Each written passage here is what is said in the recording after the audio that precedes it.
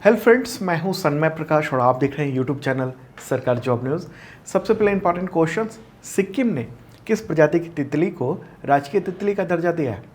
गांजा उपभोग को लीगल बनाने वाला पहला एशिया देश कौन बन गया है? पर्यावरण प्रदर्शन सूचकांक यानी ईपीआई 2022 जारी हुआ है, उसमें भारत की रैंक क्या है जिसे भारत सरकार ने खारिज कर दिया है? केंद्र सरकार ने न्यू स्पेस इंडिया लिमिटेड यानी जो इसरो का जो कमर्शियल आर्म है उसे कितने सैटेलाइट के अधिकार सौंप दिए हैं? आरबीआई ने सबसे पहले किस क्रेडिट कार्ड को यूपीआई से लिंक करने की अनुमति दी है?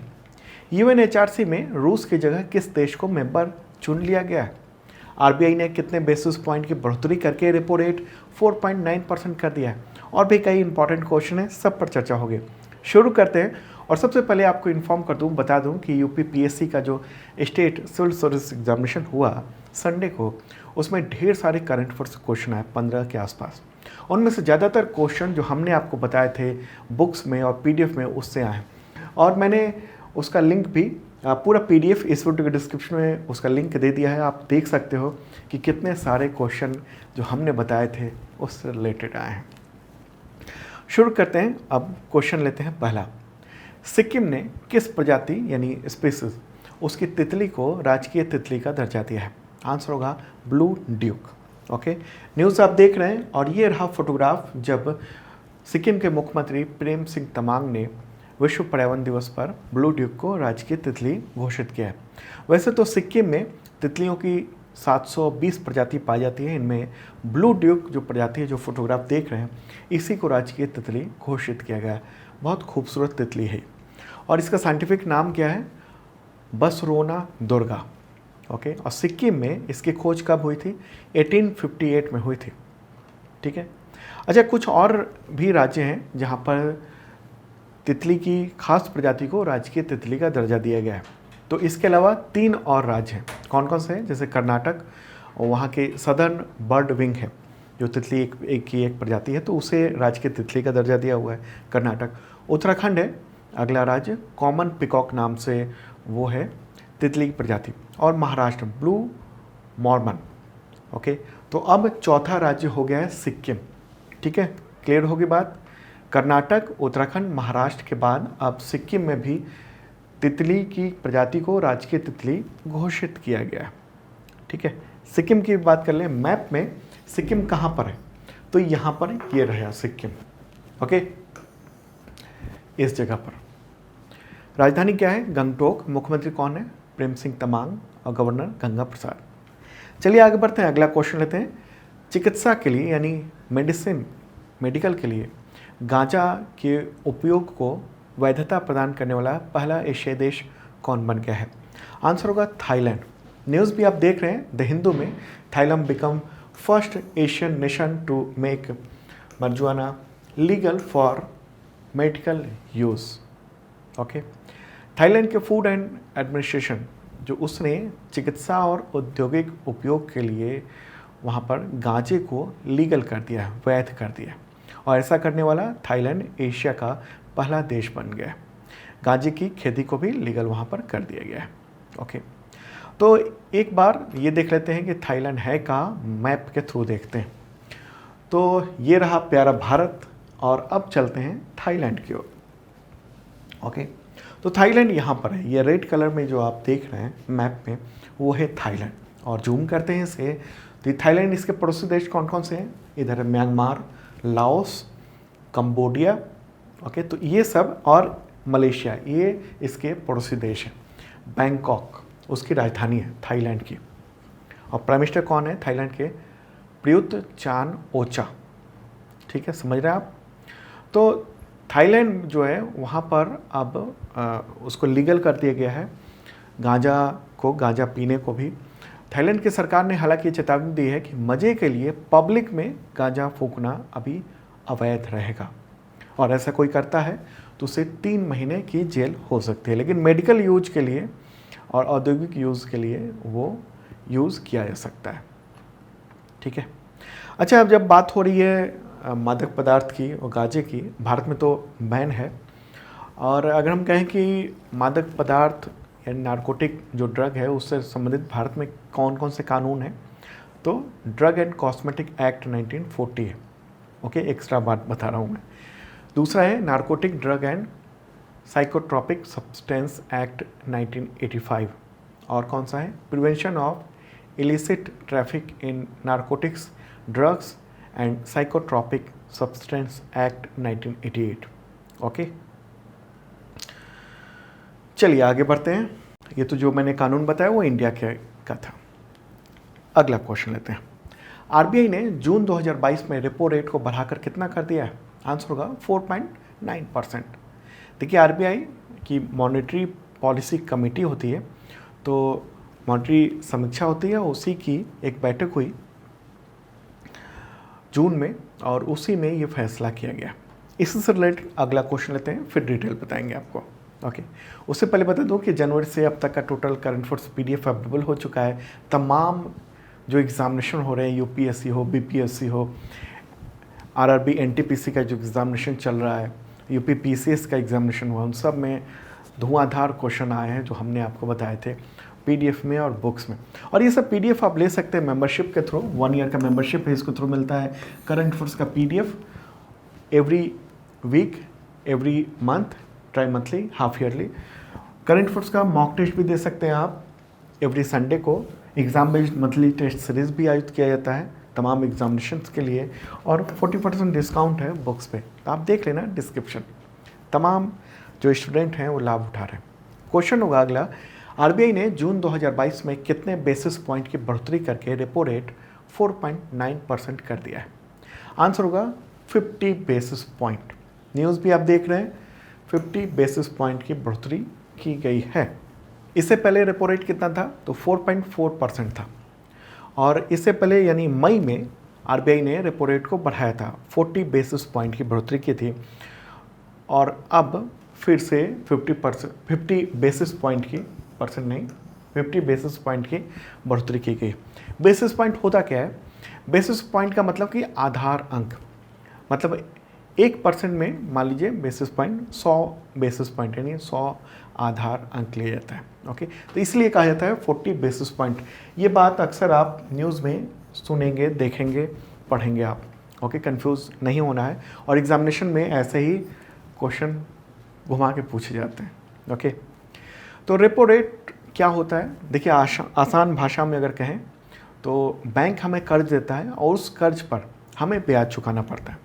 ठीक है, वैसे ही बैंकों को भी अपने रोज़मर्रा के कामकाज के लिए भारी भरकम रकम की ज़रूरत पड़ जाती है, और वे आरबीआई से कर्ज लेते हैं, और इस लोन पर रिजर्व बैंक जिस दर से यानी जिस परसेंट से ब्याज वसूलता है उसे रेपो रेट कहते हैं।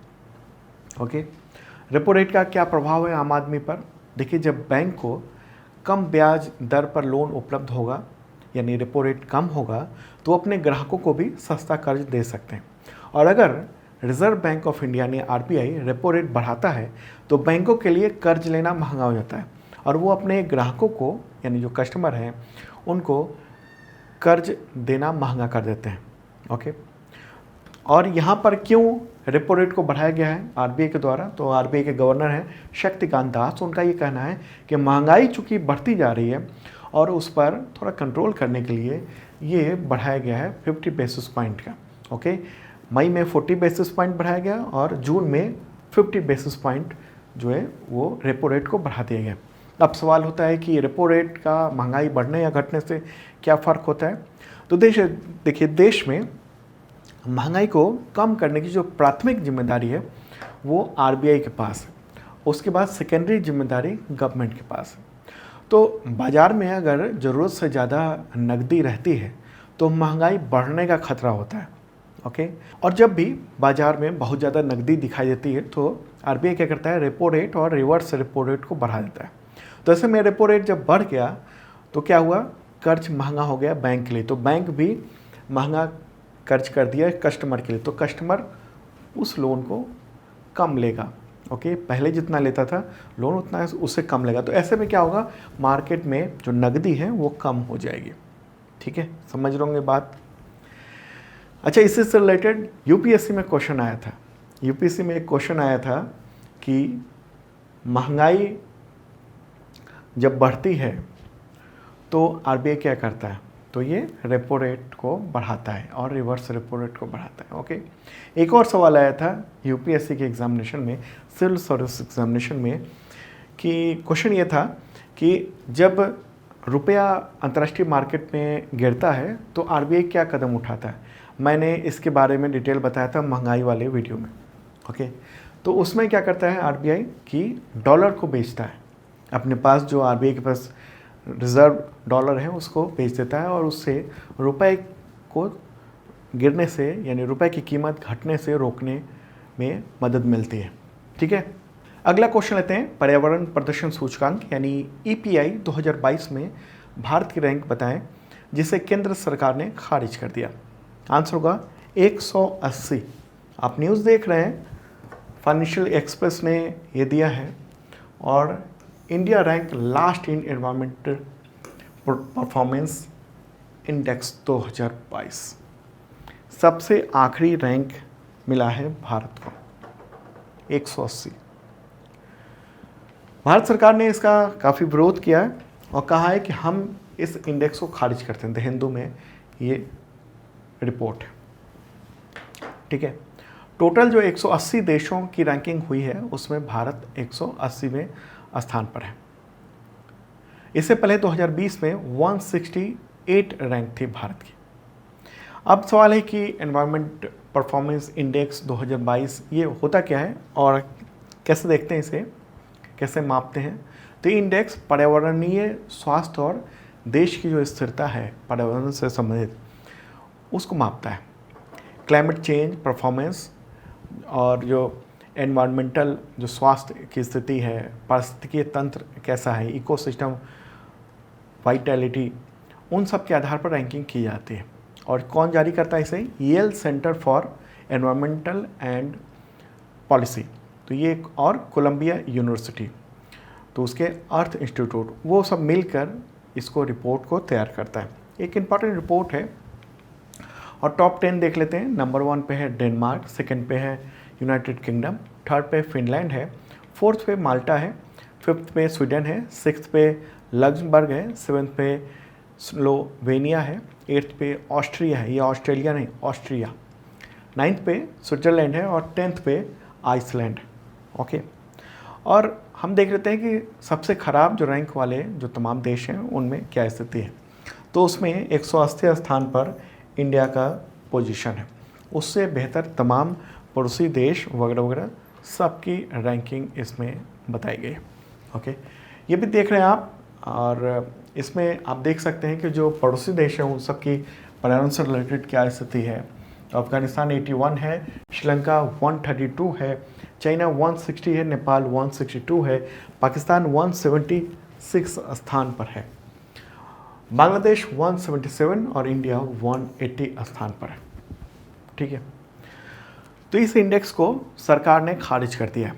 पर्यावरण, वन और जलवायु परिवर्तन मंत्रालय तो उसी ने ऑफिशियली इसका खंडन किया है, कहा है कि ये तमाम जो भी रिपोर्ट है वो सब हम इसको निराधार मानते हैं और कहा है इसके जो इंडिकेटर्स हैं, मतलब कि जिस आधार पर ये पूरे इंडेक्स बनाया गया वो अवैज्ञानिक है और जिस इंडिकेटर्स में जिस आधार में इंडिया की स्थिति अच्छी थी उसका वेटेज कम कर दिया गया, जिसकी वजह से इंडिया का जो रैंकिंग है वो सबसे लास्ट में दिखी है।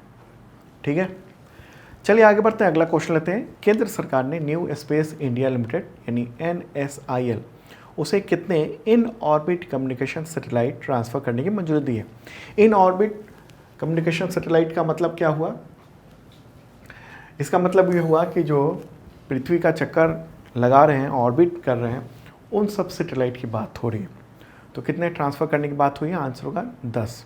केंद्रीय कैबिनेट ने अभी हाल ही में इन सैटेलाइट्स को यानी 10 सैटेलाइट को इस कंपनी को ट्रांसफ़र करने की मंजूरी दी है। न्यूज़ भी आप देख रहे हैं इंडियन एक्सप्रेस में। ओके, ये जो कंपनी है NSIL ये इसरो की कॉमर्शियल आर्म है। ओके, अगर इसरो को कोई कमर्शियल काम कराना होता है तो वो इस कंपनी के थ्रू वो काम करती है। ओके, इसरो की ही एक कंपनी है। तो क्या फ़ायदा होगा इससे, और कि इनको सैटेलाइट दे दिया गया, कम्युनिकेशन सैटेलाइट के सारे अधिकार दे दिए गए। तो इससे फ़र्क यही पड़ेगा कि जो सैटेलाइट हैं उन सब का कमर्शियल यूज़ हो सकेगा और न्यू स्पेस इंडिया लिमिटेड इससे फंड जुटा सकेगा। तमाम जो भी कंपनियां हैं, चाहे वो टेलीकॉम की हो, चाहे डीटीएच की हो, चाहे इंटरनेट की हो, उन सबको सर्विस देने का काम ये कंपनी करेगी, उन सब सैटेलाइट का यूज़ करके। चाहे आप ट्रैकिंग के लिए कोई सिस्टम यूज़ करना चाह रहे हो तो उन सब के लिए। ओके, तो ये एक बात है। NSIL उसका मुख्यालय कहाँ है? बेंगलुरु, कर्नाटक में। अध्यक्ष और प्रबंध निदेशक कौन है? राधाकृष्ण दुरै राज। अगला क्वेश्चन लेते हैं। आरबीआई ने यूपीआई प्लेटफॉर्म को क्रेडिट कार्ड से लिंक करने की अनुमति दी है, तो सबसे पहले कौन सा क्रेडिट कार्ड लिंक होगा? आंसर होगा रुपे। हाल ही में आरबीआई ने यह फैसला किया कि हम मंजूरी देते हैं यूपीआई से कनेक्ट करने में तमाम जो भी क्रेडिट कार्ड हैं उनको, और इसमें सबसे पहले इसे रुपे क्रेडिट कार्ड ही जुड़ेगा। उसके बाद फिर दूसरे जो क्रेडिट कार्ड कंपनियां हैं जैसे Visa, master card, American Express, इन सबको मौका दिया जाएगा कि वो भी जुड़ सके। ओके, अब सवाल है कि कैसे लिंक किया जाएगा। न्यूज़ भी आप देख रहे हैं, इंपॉर्टेंट न्यूज़ है, द हिंदू ने कवर किया है इसको। तो और कब शुरू किया जाएगा? तो जल्द ही शुरू कर दी जाएगी ये सेवा, और इसमें कुछ नियम वगैरह बनाए जाएंगे। उससे होगा यूपीआई प्लेटफॉर्म, उसके ऐप को डाउनलोड करना होगा, उसके बाद क्रेडिट कार्ड को लिंक कर देना होगा। ठीक है, तो ये इम्पॉर्टेंट बात एक हुई है। आरबीआई के गवर्नर कौन है? शक्तिकांत दास। आगे बढ़ते हैं, अगला क्वेश्चन लेते हैं। किस भारतीय ने Norway chess group A open 2022 tournament को जीत लिया है? आंसर होगा आर प्रज्ञानानंद। ओके, न्यूज़ भी आप देख रहे हैं, शानदार उपलब्धि हासिल कर रहे हैं प्रज्ञानानंद लगातार। और ये जो गेम जीता उन्होंने, वो अपने ही इंडियन साथी को ही हराकर जीता है। हालांकि सेकंड पोजीशन पर कौन रहे? तो सेकंड पोजीशन पर इजराइल के मार्सेल एफ्रोइमस्की रहे। Okay, Norway chess group A जो ओपन टूर्नामेंट है वो नॉर्वे के शहर एस्टवांगर में आयोजित हुआ है, जून में ही, अभी हाल ही में। चलिए आगे बढ़ते हैं, अगला क्वेश्चन लेते हैं। संयुक्त राष्ट्र मानवाधिकार परिषद यानी UNHRC में रूस की जगह किस देश को सदस्य चुना गया है मेंबर? आंसर होगा चेक रिपब्लिक। ओके, संयुक्त राष्ट्र मानवाधिकार परिषद, वहाँ पर 47 मेंबर होते हैं और इनके सदस्यों का चुनाव यूनाइटेड नेशंस जनरल असेंबली में वोट के जरिए होता है।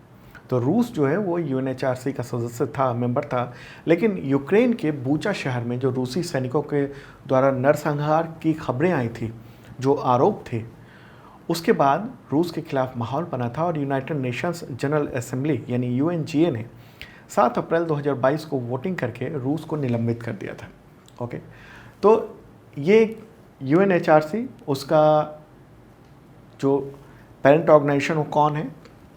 UNGA है। तो इसी के जरिए किसी को निलंबित करने और किसी को सेलेक्ट करने की प्रक्रिया होती है। ओके, तो उसी के तहत क्या हुआ है कि चेक रिपब्लिक को चुन लिया गया है UNHRC में। चूँकि रूस जो है पूर्वी यूरोपीय देश के जोन से आया था, इसलिए उसी क्षेत्र के किसी देश को मेंबर बनाना था। तो कई देश वहाँ चुनाव में थे, तो उसमें चेक रिपब्लिक वो जीत गया। ओके, चलिए आगे बढ़ते हैं, अगला क्वेश्चन लेते हैं। बाल श्रम के खिलाफ विश्व दिवस कब मनाया जाता है? आंसर होगा 12 जून को। किसने घोषित किया हुआ ये दिवस? तो अंतर्राष्ट्रीय श्रम संगठन यानी इंटरनेशनल लेबर ऑर्गेनाइजेशन ने ये घोषित किया हुआ है। 2022 की थीम क्या है? बाल श्रम को समाप्त करने के लिए सार्वभौमिक सामाजिक संरक्षण, universal social protection to the end child labour. अगला क्वेश्चन लेते हैं। विश्व ब्रेन ट्यूमर दिवस कब मनाया जाता है? आंसर होगा इसका 8 जून को। थीम क्या है 2022 की? एक साथ हम मजबूत हैं, टुगेदर वी आर स्ट्रॉन्गर। अगला क्वेश्चन लेते हैं। अंतर्राष्ट्रीय एल्बिनिज्म जागरूकता दिवस कब मनाया जाता है? आंसर होगा 13 जून को। 2022 की थीम क्या है? हमारी आवाज़ सुनने में एकजुटता। एल्बिनिज्म क्या है? ये एक दुर्लभ बीमारी है और वंशानुगत रोग है, और इस बीमारी से पीड़ित व्यक्ति की त्वचा, बाल, आँख, इन सब से आंशिक या पूरे तरीके से मेलेनिन पिगमेंट नहीं होता है या कम होता चला जाता है। ओके। और ये किसी पुरुष महिला किसी भी नस्ल वो हो सकता है, किसी को भी हो सकता है। ओके। और कई बार आप देखते होंगे कुछ लोग बिल्कुल सफ़ेद से रहते होंगे, दाग उनके सफ़ेद सफ़ेद से हो जाते हैं, वो यही चीज़ होती है। ओके। तो दोस्तों ये था इंपॉर्टेंट करंट अफेयर्स। कैसा लगा कमेंट बॉक्स में बता सकते हैं आप। और आप ऐप भी डाउनलोड कर सकते हैं सरकारी जॉब न्यूज़ का। गूगल प्ले पर जाइए, सरकारी जॉब न्यूज़ सर्च करेंगे और आपको मिलेगा ये ऐप। ओके, डाउनलोड कर सकते हैं। करंट अफेयर्स की शानदार तैयारी कर सकते हैं। तमाम एग्जामिनेशन में धुआंधार क्वेश्चन टकरा रहे हैं, आ रहे हैं। ओके, अब मिलते हैं अगले वीडियो में।